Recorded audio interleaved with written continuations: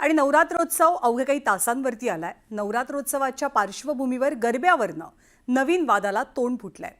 गरब्यामध्ये मुस्लिमांना प्रवेश दिला जाऊ नये असा पवित्रा विश्व हिंदू परिषदेनं घेतलाय आणि त्यासाठी आधार कार्ड पाहूनच प्रवेश दिला जाणार आहे। सोबतच प्रवेश देण्यापूर्वी वराह पूजन सुद्धा करावं लागणार आहे। गरब्यात मुस्लिमांच्या प्रवेशाला विरोध। त्यांचा आधार कार्ड बघायला पाहिजे, शिवाय त्यांनी टीका लावायला पाहिजे।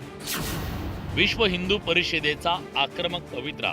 वराह अवतार आमचा हिंदू धर्मातला एक अवतार आहे, त्याच्यामुळे वराह चित्र लावणे आणि त्याचं पूजन करणे असा आग्रह पण गरबा पंडालांना केला। गरब्यात प्रवेशासाठी नव्या 3 अटी।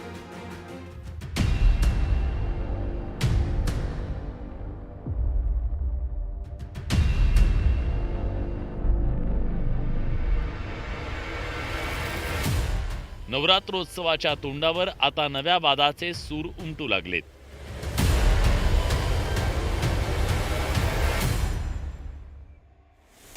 विश्व हिंदू परिषदेनं गरब्यात मुस्लिमांच्या प्रवेशाला कडाडून विरोध केलाय। तसंच त्यांनी गरब्यात प्रवेश देताना काही अटींचं पालन करण्याचं आवाहन केलंय। त्यामध्ये गरब्यात येणाऱ्या प्रत्येकाचं आधार कार्ड पाहून त्याला प्रवेश द्यावा, प्रवेश करणाऱ्या प्रत्येकाच्या कपाळी टिळा लावण्यात यावा, तसंच प्रवेश करणाऱ्याच्या हस्ते वराह पूजन करावं।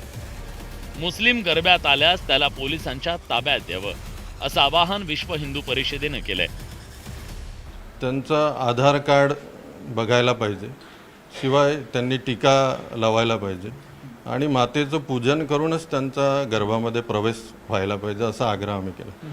यासोबतच तुम्ही वराहाचे चित्र लावण्याचं देखील आवाहन केलं, यामागे काय भूमिका?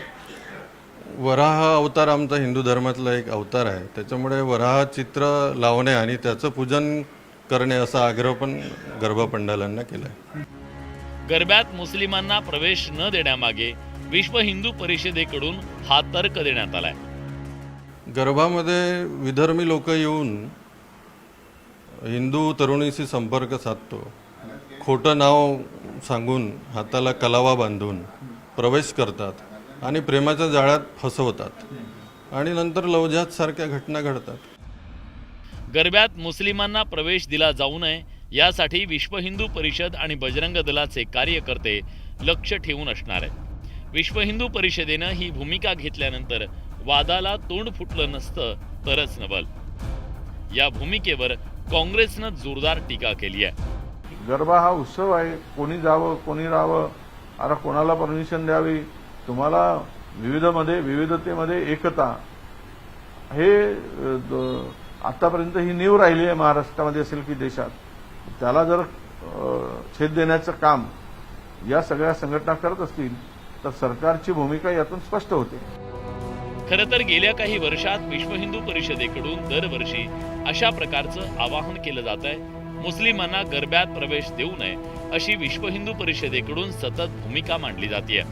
यंदाही तोच कित्ता गिरवला जातोय, पण यंदा वराह पूजनची नवी अट घालण्यात आली आहे। त्यामुळे यावेळी गरब्यात प्रवेश करताना प्रत्येकाला त्या 3 चाचण्यातून जावं लागण्याची शक्यता नाकारता येत नाही। उदय तिमांडे, न्यूज 18 लोकमत।